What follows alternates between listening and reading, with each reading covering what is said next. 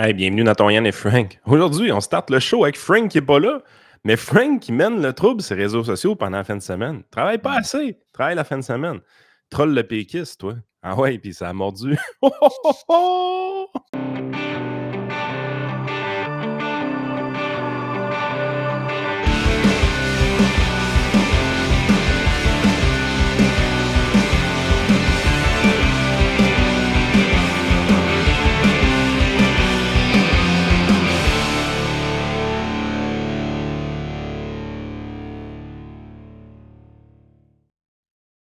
Dans le couple normal de Yann et Frank, c'est moi qui se fait toujours accuser d'être le trolleur de péquiste puis de scraper toutes nos relations à venir et futures avec PSPP. Mais Frank a trollé le péquiste en fin de semaine. Ouais, On pour une pourrait... fois, le cadran jour sans accident a été réinitialisé, mais c'est pas partout, c'est par Ouais, lui. c'est ça. Ceux qui se demandent de quoi qu'on parle, vous avez qu'à être abonné à Patreon. Ouais. Euh, Vous l'avez tous vu passer le tweet de PSPP qui, bon, soyons honnêtes, là, ça a été un très bon tweet dans le sens que ça a pogné. Il y a eu des centaines de milliers de vues. Là. Ça a vraiment été sharp. Son tweet, quand tu veux quand tu veux contrôler l'agenda, honnêtement, les péquistes sont ceux qui le contrôlent présentement depuis Ah ouais. plusieurs temps. Frank a repris la structure du tweet de PSPP puis il l'a refait à sa façon. J'ai tellement trouvé ça bon. Là. J'ai 34 ans et on ne m'a jamais consulté à savoir si j'étais d'accord pour payer les taxes et les impôts les plus élevés d'Amérique en échange de pas de médecin de famille, des écoles de 1950. Bon, il n'a pas été généreux ici, c'est 1965. Là. Moi aussi, Euh, j'allais dire 65, 70, là, tu sais, plus de. Un monopole de l'alcool avec de la piquette à 20$ la bouteille. Un monopole d'électricité qui veut que je prenne ma douche avec un sablier. Hey, c'est-tu vrai cette affaire-là qu'ils vont nous envoyer des sabliers par la poste? Je pense que ça, c'est plus trollatique, là, C'est tu un sais, la troll, fameuse là. C'est pas vrai. le fameux emballage qu'on a vu bleu en plastique avec C'est Hydro-Québec fake, ça. dessus. Ça, c'est fake, là. C'est Ça a l'air fake. trop, ça a l'air trop version Dollarama, un peu Ah ouais, comme, on peut pas recevoir ça par la poste pour vrai, là. C'est sérieux, je capote si on reçoit ça par la poste. Des routes de marde, des politiciens qui essaient de micromanager ma vie, le gaz le plus cher en Amérique, de la bouffe pas achetable, des bungalows de 1970 avec un bain vert, chiasse et de la parqueterie à 600 000. Son tweet a pogné, là, genre 75 000 Ah. vues. C'est son meilleur tweet à vie. Ouais, 1000 réactions, plus de 1000 réactions, 1000 likes et tout. J'en ai fait un par la suite à ma sauce aussi, mais un peu avec la même formulation. Ça n'a pas pogné autant, mais pour moi, ça a pogné, là. Tu sais, c'est quasiment 150 réactions et j'ai même eu le seal of approval de notre très chère France Gagnon. Donc, je me considère quand même content. Mais Mais c'est fou, sérieusement. La machine est partie. Les péquistes ont vu le pays. Toi, c'est le jour de la marmotte. Puis là, sont en feu. Ben, c'était les militants sur les réseaux sociaux les plus endormis qu'il y avait. Honnêtement, là, ça faisait longtemps que je ne m'étais pas fait traiter de Bob Gratton puis tout ça. Là. Mais depuis que le PQ est sorti de l'ombre, depuis que le PQ a gagné la partielle dans Jean Talon, le péquiste est sorti de sa grotte. On ressort les habits du référendum de 95, puis on redécolle. On veut un pays, une fois pour toutes. Les militants sont en feu. Seule l'affaire, c'est que le Jello ne pogne pas tant que ça. Là. Quand tu y penses réellement, là, Frank est en train de nous fact-checker. Son école primaire était de 1942. C'est beau, Frank, c'est correct. Parce que Frank est en background aujourd'hui. C'est lui qui fait les timestamps. Il y a trop de rénovations dans sa maison construite il y a plusieurs années, disons. Fait que, mais là, les commentaires des gens, c'est ça, parce que bien sûr, il y a eu beaucoup de réactions. C'est son meilleur tweet à vie, mais la puis majorité à des PSPP commentaires aussi, je pense. ouais, des PS de ça, des péquistes, c'est pas mal, ça se résume pas mal à «Tu pas content, sac ton camp» Les ou ménages. «Va-t'en déménage, va-t'en aux États-Unis, gros méchant barbu» ou whatever. Non, c'est ça, C'est c'est décevant parce que, tu sais, je veux dire, c'était les insultes qu'on recevait il y a 15 ans. Là. Ça n'a pas été mis à jour. Le playbook n'est pas à jour. Fait que ça a pantoute. travaillé un peu. Je vais aller voir le tweet de PSPP. 131 000 vues. Non, c'est ça. Ça a pogné son affaire. Mais ça n'a pas été liké tant que ça. Puis les gens sont vraiment agressifs quand on répond. Tu sais, c'est parce que, soyez honnêtes, là, OK? Présentement, il est numéro 1 dans les sondages. Pourquoi il se fait attaquer, votre chef? Je veux dire, c'est assez évident. Là. Si on fait une élection demain matin, c'est le premier ministre. Ben, c'est ça. Tu sais, je veux dire, vous aimiez ça quand vous étiez cinquième puis qu'on vous crissait toute la paix puis qu'on riait de vous autres. Tu sais, je veux dire, à un moment donné, ça vient avec la rançon de la gloire, si on veut. Vous êtes numéro 1, c'est sûr qu'il se fait plus challenger. Puis, tu sais, là, ça parle de référendum, puis ça a vu le pays, mais je veux dire, arrêtez, là. Si vous additionnez les sondages du PQ puis de Québec solidaire ensemble, puis que vous dites que vous l'avez, votre pays, vous n'avez rien compris, là. À peu près 25 du vote péquiste, et c'est des non-souverainistes, là. Puis plus de la moitié de Québec solidaire, c'est des non-souverainistes, là. Calmez-vous les nerfs, là. Tout doux. OK, là? Ça va bien aller, les amis.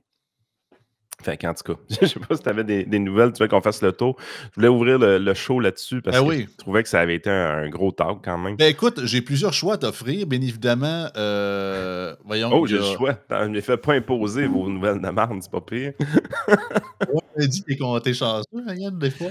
En fait, c'est ça, il y a arrivé beaucoup de trucs en fin de semaine, bien évidemment, à l'international, la fameuse histoire de l'attentat en Russie qui a fait beaucoup jaser. Sinon, il y a le fameux vote de confiance que Poilievre a imposé vendredi passé, que bien Ouais. évidemment, le Bloc a encore défendu. Le Bloc, ça va pas bien, nos affaires. Sérieusement, là. Ben, premièrement, Denis Trudel, vous pourriez le cacher. OK? Il y a Sarah Arafat des pauvres, là, ça va être correct, là. Je veux dire, vous le mettez partout, je veux dire, c'est pas crédible. En plus, on peut commencer à penser que du côté du Bloc québécois, on pense beaucoup à notre pension présentement. Tu sais, il y en a quelques-uns qui ont été élus en 2019. On sait qu'on a fait un vote en dessous de la couverte pour s'assurer que les députés aient le droit à leur pension après 6 années de service. Parce que c'était un peu chiant, vous allez dire, là, mais le timing de la prochaine élection, c'est des élections à date fixe au fédéral. Le timing de la prochaine élection faisait en sorte que les députés allaient être à 5 ans et 51 semaines à peu près de pratique. Donc, ça ne lui donnait pas le droit à la pension pour ceux-là qui étaient élus en 2019. On a retardé l'élection d'une semaine.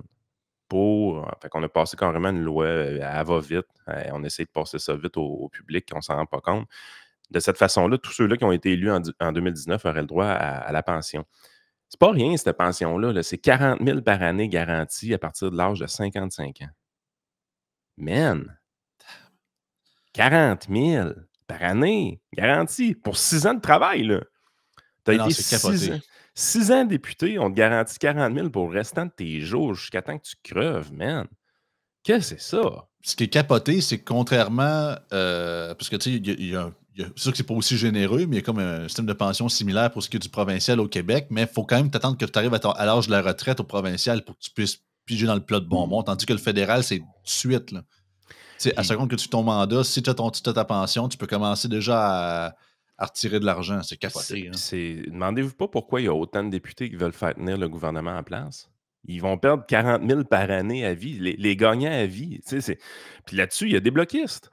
Là-dessus, il y a des bloquistes. Fait qu'il y a des têtes dirigeantes au niveau du Bloc québécois qui mettent de la pression sur Yves-François Blanchette pour faire tenir ce gouvernement-là jusqu'au bout. Un gouvernement minoritaire. Ils veulent garder le gouvernement minoritaire pour avoir la pension. Man, c'est dégueulasse. Comment tu veux qu'on soit pas cynique après ça? En parlant de bloquer, justement, les voici, nos chers élus québécois, défenseurs du Québec, qui votent tous non de manière très extraordinaire pour défendre le gouvernement libéral. Monsieur Simard. Monsieur Simard. Monsieur Garon. Monsieur Garon. Madame Michaud. Madame Michaud. Monsieur Villemur. Monsieur Villemur. Monsieur Thériault. Monsieur Thériault. Monsieur Champoux. Monsieur Champoux. Madame Sinclair-Desgagnés. Madame Sinclair-Desgagnés. Monsieur Trudel. Monsieur Trudel. Monsieur Savard, Monsieur Blanchet-Jonca. Monsieur Blanchet-Jonca. Monsieur 200 000 par année, mesdames et messieurs. Des beaux clowns. Non, des beaux clowns. C'est incroyable. Puis là, on a notre cher Yves-François Blanchet qui se défend de tout ça, bien évidemment, c'est sûr et certain. Est-ce que je l'ai ici? Ah, je vais juste le repartager, ça va aller mieux, je pense. Yes. Je veux vous entendre sur la motion de non-confiance qui s'en vient un petit peu plus tard. Vous n'avez pas changé d'idée, vous ne voulez pas vous en aller en élection demain matin, sur la tarification carbone. Non, mais ne confondons pas. La motion est supposée porter sur une tarification carbone qui ne s'applique pas au Québec. Je me vois mal en train de dire, sous prétexte d'une manœuvre douteuse, encore une fois, des conservateurs, on va vouloir provoquer une élection sur un sujet qui n'existe même pas au Québec. Donc ça, c'est non. Mais si l'intention est, sous ce prétexte, c'est juste de provoquer des élections, en ayant peur que les chiffres des conservateurs se mettent à descendre, je pourrais avoir la même crainte parce que les chiffres du Bloc sont également très hauts. Là, je n'embarque pas là-dedans. Si le gouvernement dépose quelque chose qui ne convient pas, on essaiera de le convaincre de le changer.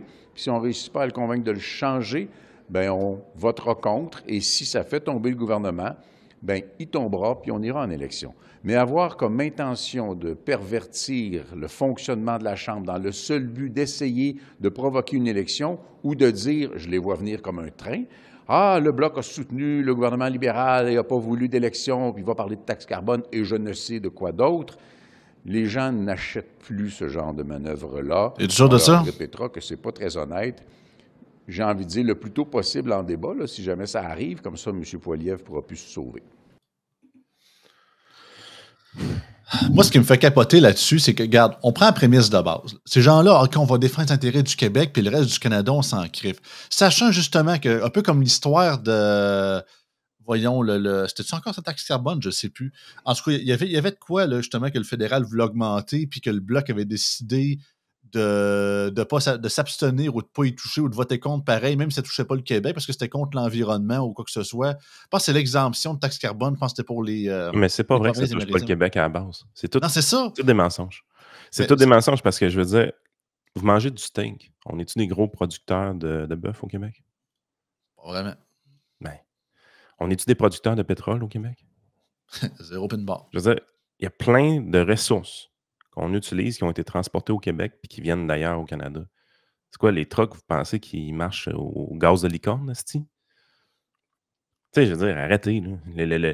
On est dans une économie interconnectée.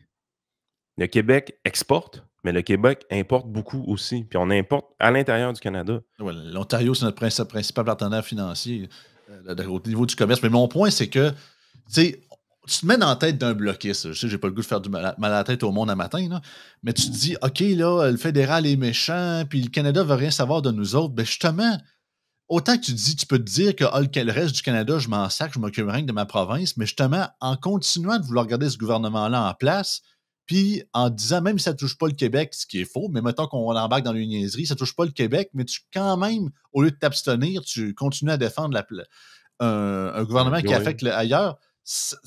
Tu ne peux juste que te faire des ennemis ailleurs au Canada. Ah, Je c'est comprends ça. que même les caribous, ils disent, on s'en sait qu'ils nous haïssent déjà, mais ils vont nous haïr encore plus. Non, mais c'est ça qu'ils veulent à la base, de toute façon. Mais c'est parce que le point n'est pas là, c'est que c'est des crosseurs. C'est pas ça la raison. La raison pourquoi ils gardent Trudeau en place, c'est parce qu'ils veulent rester députés à 200 000 par année. C'est tout. Puis les conservateurs commencent à prendre du gaz un peu au Québec. Les bloquistes commençaient à se sentir assez dans l'eau chaude pour commencer les attaques il y a plusieurs semaines envers Pierre Poilievre. Puis là, ils commencent à avoir la chienne, là. Mais tu sais, en même temps, je ne sais pas à quoi qu'ils pensent, le Bloc, parce que ça a été long avant que le Québec embarque dans le croquage de pommes, là. Mais tranquillement, pas vite, le Québec embarque. Pourquoi ils ne nous ont pas sacrés en élection rapidement? Puis ils auraient coupé l'herbe sur le pied en dessous de Poilievre. Il y aurait eu un gouvernement majoritaire de Poilievre conservateur sans le Québec. Puis les bloquistes seraient restés en poste. Je veux dire, je n'arrive pas à comprendre pourquoi ils préfèrent Justin Trudeau qu'à Pierre Poilievre, mais éventuellement, ils vont se faire brûler. Parce que oui, le PQ gagne en popularité au Québec, mais c'est quand même juste 30 quelques % du vote, là. C'est pas énorme. C'est pas énorme. Puis, à un moment donné, les Québécois, ils aiment ça aussi, faire partie des gouvernements. Oubliez pas ça, là. La journée que les Québécois vont se rendre compte que les conservateurs, c'est du sérieux, ils s'en vont à plus de 200 députés, puis que nous autres, on leur en fournit juste 10, par exemple, c'est pas vrai que les Québécois vont laisser ça comme ça. Les Québécois vont augmenter leur participation au vote conservateur. On ne voudra pas envoyer juste 10 députés dans le gouvernement canadien. On va en envoyer probablement 20 députés conservateurs. Fait que, tu sais, les Québécois ont toujours fait ça. Ça a toujours été comme ça. On veut faire partie du gouvernement. C'est la raison pourquoi Trudeau a été aussi populaire au Québec. On veut faire partie du gouvernement canadien. Les bloquistes, à un moment donné, On va dire comme il n'y en aura Frank, pas de pays, là.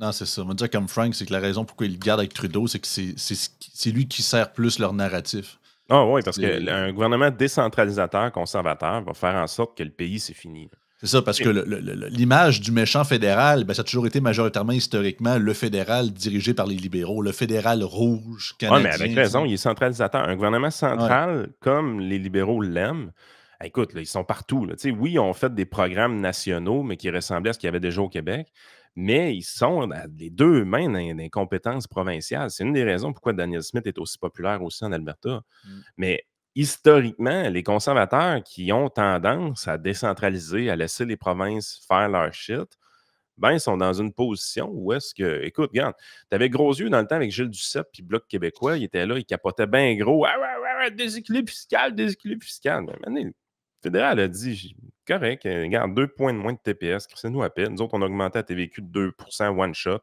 trop cave pour avoir une baisse d'impôt au Québec. Mais déséquilibre fiscal, t'en tu parles encore, toi? Non, T'as-tu on parlé parle de ça? on parle de crise climatique, puis de... Hey, c'est parce que 2 points de TVQ, là, sais-tu combien ça vaut? C'est 5,6 milliards dans le budget. Hmm. Ça a été réglé sous les conservateurs, là.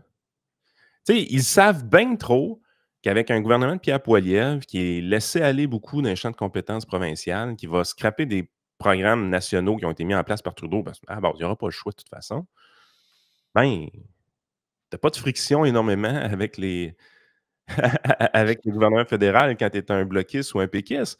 Puis, tu sais, je veux dire, il va y avoir de l'immigration sous Pierre Poilievre, mais le multiculturalisme à tout prix, puis les grandes affaires woke, puis tout ça. Tu sais, présentement, les seuls arguments qu'on se fait servir par des péquistes qui veulent un pays qui sont un peu valides, c'est qu'ils se disent ouais, c'est bien beau ton Canada, mais ton Canada woke, tu commences à être tanné comme nous autres. Fair enough. Canada woke à la version Québec, je ne tripe pas plus non plus. Là. Tu sais, je veux dire, Non, c'est ça. te dire bonjour, aïe, si tu déchires ta chemise puis tu veux pendre la personne qui te l'a dit. Là. Tu sais, je veux dire, ça, vous êtes les premiers woke, by the way. Moi, c'est de voir les péquistes capoter contre les woke, ça me fait tellement rire. Ils sont les premiers woke. Leur façon d'agir est identique, c'est le même playbook. Mais avec les fédéraux conservateurs, il va y avoir une accalmie de ce côté-là. Là. Toutes les cochonneries woke vont disparaître. Il va y avoir encore de l'immigration, mais on va slacker pour essayer de nous le rentrer dans le fond de la gorge. Puis la crise du logement, on va s'en occuper. On ne fera pas juste à semblant de faire un programme pour faire ma gueule au monde. Là. Ils vont vraiment vouloir s'en occuper. Fait que, tu sais, il va y avoir une paix sociale qui va revenir. Un péquiste ne veut pas la paix sociale canadienne. Il veut le bordel avec le Canada. Mais honnêtement, les bloquistes peuvent se faire jointer. Oui, absolument. Solidement se faire jointer. Peut-être une petite dernière avant de passer au prochain sujet, quand même assez intéressant. C'est ça, une tentative d'une députée bloquiste de vouloir s'attaquer à Pierre Poilievre. Elle le regrettait assez vite. J'aimerais comprendre comment le chef de l'opposition va réussir à charmer les Québécois, les Québécoises. On l'a vu avoir des propos, ma foi, totalement incorrects envers les maires, les principaux maires de nos villes. Il y avait 12 maires ici sur la colline hier de ma circonscription. Alors j'aimerais savoir s'il y aura un jour d'autres propos que ceux qu'il a tenus envers les maires du Québec s'il veut séduire les comtés du Bloc québécois. Je travaille pour les citoyens et pas les politiciens.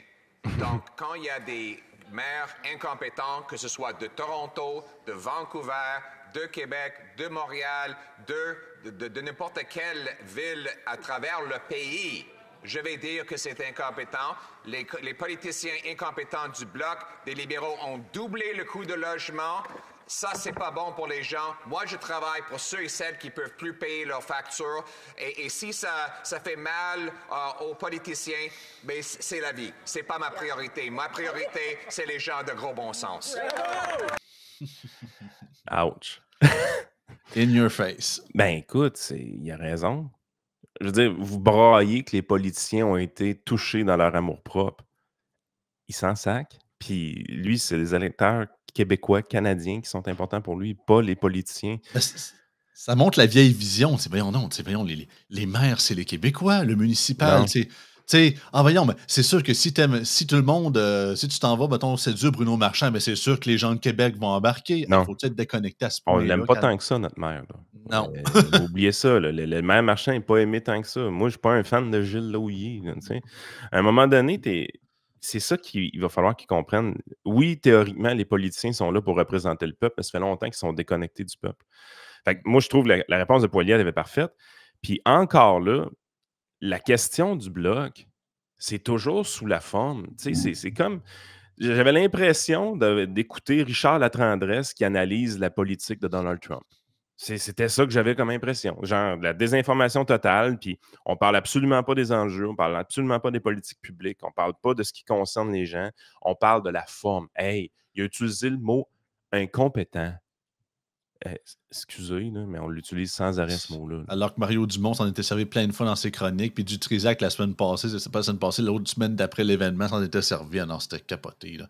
C'est du deux poids de mesure à côté. Mais tu sais, Ah. la game, c'est vraiment ça. Là. Tu peux pas penser réellement que les Québécois aiment Bruno Marchand puis Valérie Plante. C'est pas vrai. C'est une fausseté. Fait que quand tu prends ce narratif-là, ça veut dire que ta seule lecture de ce que peut-être le peuple québécois pense, c'est les journaux. Ça revient toujours au même problème. Les gens, les politiciens pensent avoir le pouls de la population en lisant le journal. Ça ne faisait pas passer par la tête que les journalistes sont entièrement déconnectés de la population générale. Ben écoute, hey, la première page du Journal de Québec, Journal de Montréal d'aujourd'hui, Yann, je vais te le retrouver rapidement. Je n'ai pas passé aujourd'hui parce que justement, ça a zéro intérêt. Là. Mais écoute. Pas sur l'éclipse, j'espère. Non. Ben, malgré qu'il y a un article sur l'éclipse qui est quand même bon parce que c'est des scientifiques qui ont. Peut-être on va en parler un petit peu plus tard. Comment ça être temps, baptême? Regarde ça. La front page, des retraités de 71 ans parcourent 2950 km en Tesla pour gagner la Floride sans difficulté. Excusez-moi, on m'a dit comme m'aurait hashtag on s'en calisse. Je suis désolé, là. Ouais, mais c'est quoi, là? C'est qu'en gros, pour dire mais c'est le fun d'avoir une Tesla, on peut quand même aller loin. Non, mais c'est qui les moyens de se payer une Tesla? C'est ça. Je veux dire, c'est pas un gros pourcentage de la population, là. Là, ils font le genre de petite map avec le trajet. Là. Ils disent OK, si vous partez de telle route, puis vous descendez en Floride, telle place, il y a des bornes de recharge. Puis ça, c'est la nouvelle numéro 1, la première page. Ouais, front page. D'aujourd'hui, d'un lundi de début de semaine au Québec, 2024. C'est quand j'en reçois mon sablier d'Hydro-Québec, là? Bonne question.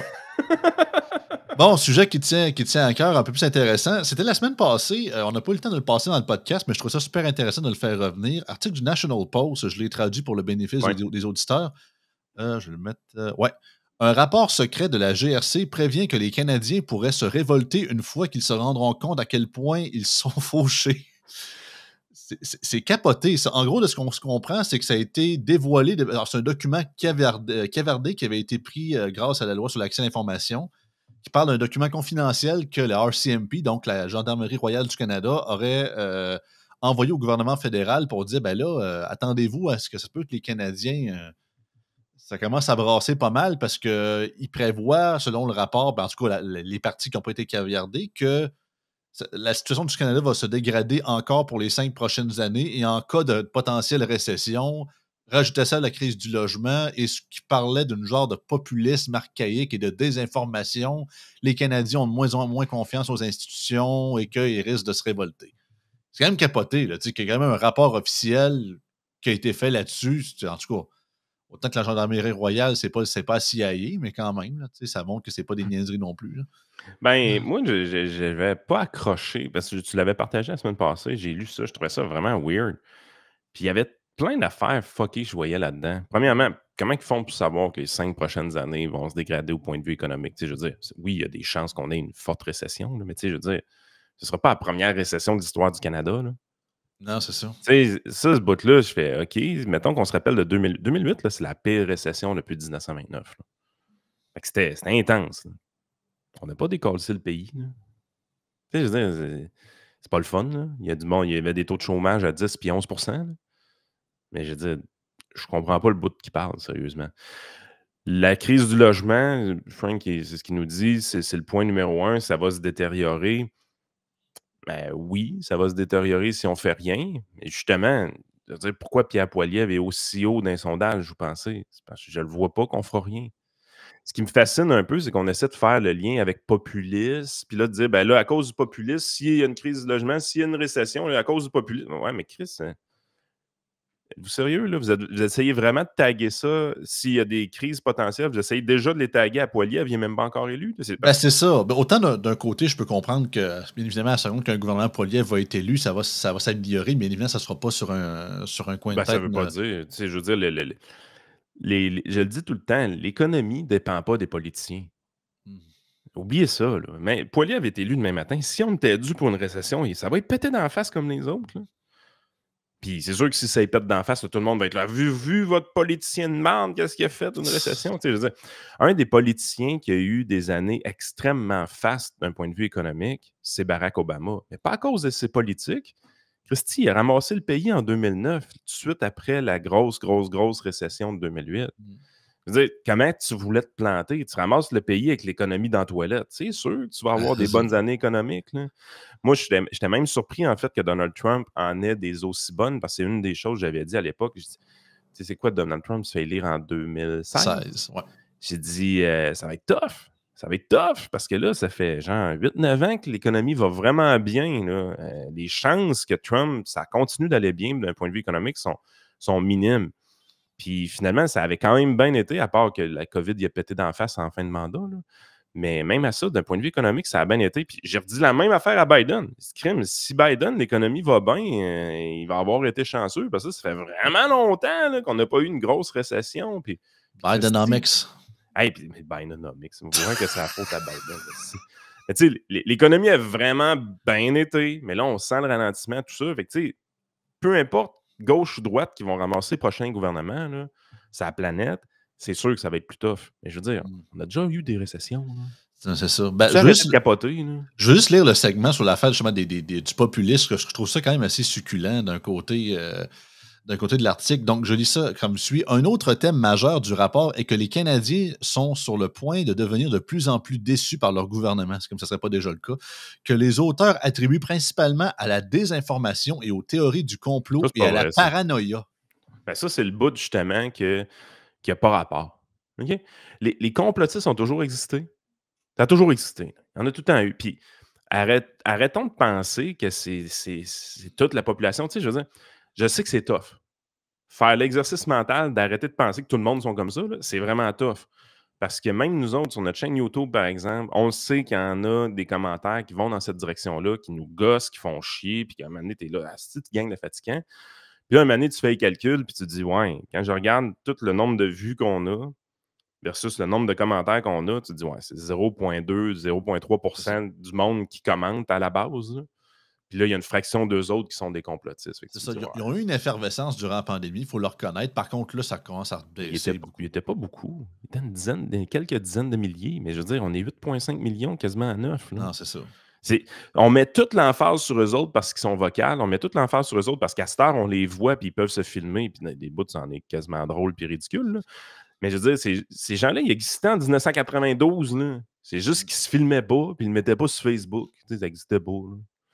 Je poursuis. Les forces de l'ordre doivent s'attendre, c'est une citation ici, les forces de l'ordre doivent s'attendre à une polarisation sociale et politique continue alimentée par des campagnes de désinformation et une méfiance croissante à l'égard de toutes les institutions démocratiques. Peut-on lire dans une des considérations primordiales du rapport? Dixit de Pierre Poilievre qui dit que la Banque du Canada...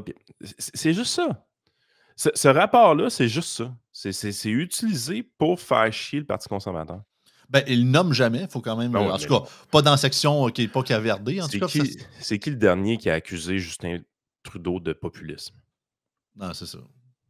On sait où ça en va, le rapport. Là. On sait à quoi ça servait. En fait, c'est exactement mon point. C'est je trouve que ce rapport-là n'a pas rapport, mais ça va être utilisé éventuellement contre Pierre Poilievre. Mais ce qui est capoté, c'est qu'il il explique, puis que tu vas comprendre, ça va même au-delà de Pierre Poilievre, parce que ça marque, il parle sous-titre d'une érosion de confiance. Les 7 dernières années ont été marquées par une polarisation sociale et politique marquée dans le monde occidental. J'ai l'impression qu'il parle de populisme paranoïaque. Est-ce qu'on parle ici de... On essaie de rentrer Trump là-dedans aussi. Ben là, oui. Sans le nommer, bien évidemment. Là. Non, c'est évident que c'est tout ça. C'est tout relié. Là. Ils pensent que c'est un 6 janvier dans leur tête. Là. Non. Honnêtement, là, c'est la raison pourquoi j'ai pas trop accroché là-dessus. Moi, je comprends pas pourquoi on a payé des gens à GRC pour perdre le temps avec des niaiseries de main. Okay? Votre job, là, vous autres, quand il y a une manif qui débarque, qui dérape, là, c'est d'être prêt à contrer ça. Moi, la dernière fois que j'ai vu des manifs, là, c'était les Antifas à Montréal, des affaires de même. Puis aux dernières nouvelles, vous aviez toujours de la misère à contenir. C'était toujours des groupes de gauche un peu débiles qui foutent le trouble. Mais vous essayez de dire que c'est les populistes. Puis on sait que les populistes, c'est tagué à droite. Je sais pas pourquoi. Mais on sait dans le langage, on connaît votre lexique, là. On connaît le lexique. Là. C'est toujours la droite le problème. C'est tout le temps la droite le problème, il y a que les gauchistes qui manifestent. C'est à un moment donné, là. Pouvez-vous arrêter là? Arrêtez de me prendre pour des épais, là. Ah, mais écoute. Ben, regarde, peut-être une dernière petite nouvelle avant de passer au Patreon. Ça date d'aujourd'hui, en fait, dans le Journal de Québec. Content quand même, parce qu'après toute l'hystérie qu'on a entendue sur l'éclicse apocalyptique, en passant, très bon épisode avec En toute liberté avec Pascal la semaine passée. On a parlé de ça. Les gens ont bien trippé. Il a fait une mini rant, notre Pascal chéri. Il a trouvé ça drôle. Fait que, article du Journal de Québec. Le gouvernement alimente une hystérie en lien avec l'éclipse du 8 avril, dénonce des scientifiques. Mais, C'est ça. Dans une lettre ouverte envoyée au journal, des scientifiques dénoncent une hystérie. Blablabla. La gestion de cet événement par les autorités semble osciller entre retard et prudence excessive, compromettant l'occasion en or d'en faire une véritable fête de la science et de l'apprentissage pour plusieurs Québécoises et Québécois. Dénonce conjointement dans cette lettre l'astronome Pierre Chastenay et la directrice générale de l'Association pour l'enseignement de la science et des technologies du Québec, Camille Turcotte. Les deux affirment pourtant être en contact depuis plus de 2 ans avec le Québec pour sensibiliser les ministères de la Santé et de l'Éducation et bien préparer la population à cet événement. wow. C'est capoté. Là. Fait que c'est avant même Bernie, là, à une telle époque de quasiment d'Eddie Van Roberge encore à ce point-là. On ne nous prend pas au sérieux. On a de la difficulté à faire comprendre que c'est un événement important, se désole Mme Turcotte dans une entrevue. Et puis là, il parle bien sûr des centres de services que plusieurs ont décidé de vouloir décréter des journées pédagogiques. Il répond « Ce sont des décisions prises par des avocats plutôt que par des pédagogues », dénonce pour sa part Pierre Castonguay, qui est également professeur titulaire du département didactique à l'UQAM. On dévie complètement la conversation vers une hystérie qui n'a pas sa raison d'être. Ah, je suis tellement d'accord avec ça. Ah oui. Puis, vive la Beauce. Vive Oui. Lévis. Vive Lévis. La commission scolaire des navigateurs a fait pareil. Mes fils vont à l'école la journée de l'éclipse et il y a des activités scientifiques d'organiser. Dans les 2 cas. Il va y avoir 2500 lunettes à l'école polyvalente, tout ce qu'ils vont. Je suis tellement content là, de voir ça. Puis, il y a des écoles, justement, qui ont embarqué dans le bandwagon de la science. Je trouve ça quand même ironique que les Beaucerons soient là-dedans. Hein? Hashtag la Hein? science. Hashtag les têtes de cochon. Hein? Hein? Hein? Les têtes de cochon de la Beauce, c'est qui n'écoutent pas la science. Hein? Pendant la pandémie, Chris, c'est une des seules places au Québec qu'on va regarder l'éclipse comme du monde avec des scientifiques, des activités dans les écoles et tout ça. Hein? Les estis de Beaucerons de têtes de cochon, ils n'ont pas si pire finalement. Hey, sérieux, c'était capoté. On aurait fait comme Joe Hamel, faire un nouveau hashtag, mais c'est hashtag fuyez en Beauce. Mais pourquoi c'est les grandes banlieues de Québec qui ont des commissions scolaires sensibles au fait que les parents veulent que les enfants soient éduqués scientifiquement avec les éclipses solaires? Pourquoi? C'est bizarre, hein? Il n'y a pas une station de radio régionale à Radio X qui est très, très populaire dans les banlieues de Québec? Potentiellement, oui. Ouais. Comment ça que dans ces places-là, c'est à peu près une des rares places au Québec où on n'est pas trop débile? Je sais pas. Ça doit être tout dans ma tête. Ça doit être tout un addon. Là. Mais il y a des endroits où est-ce que quand tu parlais de l'éclipse, les parents étaient contents qu'on enferme les enfants dans les maisons puis qu'on n'aille pas d'école cette journée-là. Puis il y a des endroits où est-ce qu'on dit que c'est une belle occasion de faire de la science avec les kids. C'est bizarre que ce soit dans les banlieues de Québec. Je dis banlieue parce que malheureusement, la Rive-Nord n'a pas embarqué dans le bandwagon. Je ne sais pas les écoles privées, par contre. Mais il y a beaucoup d'écoles de fermées sur la Rive-Nord la journée de l'éclipse. Mais pas sur la Rive-Sud. C'est bizarre, ça. C'est quoi la station de radio numéro 1? 98.1. Ah, OK. Choix. Ouais. OK. Ben, ça doit être un addon. Ah, ça doit être ça. Tout le monde déteste la science. Ça. On se les fait dire dans la pandémie. Ah, oui. Des tout croche. Bon, ça en va sur la partie Patreon. Juste vous rappeler, Patreon, là, c'est 1 heure à 1h15 de podcast de plus qu'on vous fait à chaque matin. Non censuré. Ouais, on se retient pareil. Là. Ouais, un peu. Je dis pas tout ce que je pense, malgré que quand je regarde le short que vous avez fait de moi sur Marchand la semaine passée, je me dis des fois, il faudrait que je me retienne un petit peu plus. Mais on s'en va sur Patreon. Il y a du stock en masse là-dessus. Vous avez vraiment beaucoup de contenu bonus. C'est 3$ par mois. À débloquer ce contenu-là, évidemment, on vous incite à aller dans des forfaits un peu plus élevés. Mais 3$ par mois, vous avez accès quand même à beaucoup de stock. Fait qu'on vous invite sur Patreon.